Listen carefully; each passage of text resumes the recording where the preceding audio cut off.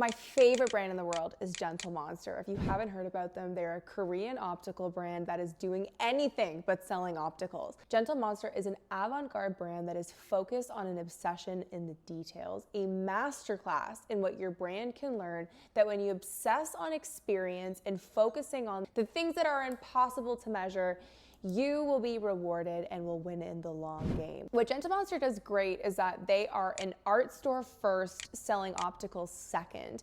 There is no pressure or push for you to buy product. You are absolutely overwhelmed by the size and delight of the investment they've put into their art. If you don't know the story, Hankook Kim started Gentle Monster in 2017. He got a $100,000 investment for 60% of his company, and he started investing in experience. The sunglasses, or the optical glasses, were an afterthought, and this really worked. He saw instantly how many phones were being pulled out, taking photos, posting videos online. Even if you didn't buy something, you still gave the business earned media value. This concept allowed the brand to expand into becoming one of the biggest brands today. They are now open all over the globe, and they're focused on providing that same level of experience that they started with when he got into direct to consumer. But what's interesting is I got to talk to the CMO of Gentle Monster, and I said, how can you justify spending all this money on these rare and obscure collabs? How big is this market size? She goes, Camille, we believe in the 80-20 principle, which is the idea that 80% of our revenue comes from 20% of our goods. The majority of their revenues are made on their basic black sunglasses.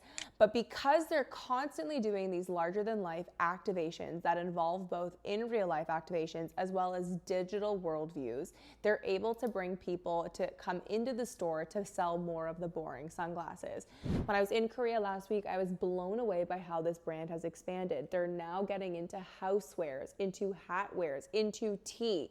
But what's fascinating is that they're maintaining that same level of obsession of art, creative, and weirdness into every single thing they do. It's why their brand is so alluring, because you don't know what they're gonna do next. It's so crazy, but it keeps bringing you back in. So brands, what can you learn from this? Well, first and foremost, if you're trying to do everything safe, if you're trying to measure every line serial to every dollar that you will make, you will never compete in the digital age.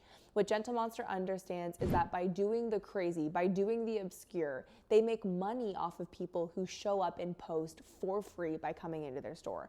Whether you buy something or whether you post something, the brand is earning something from you entering into their storefront.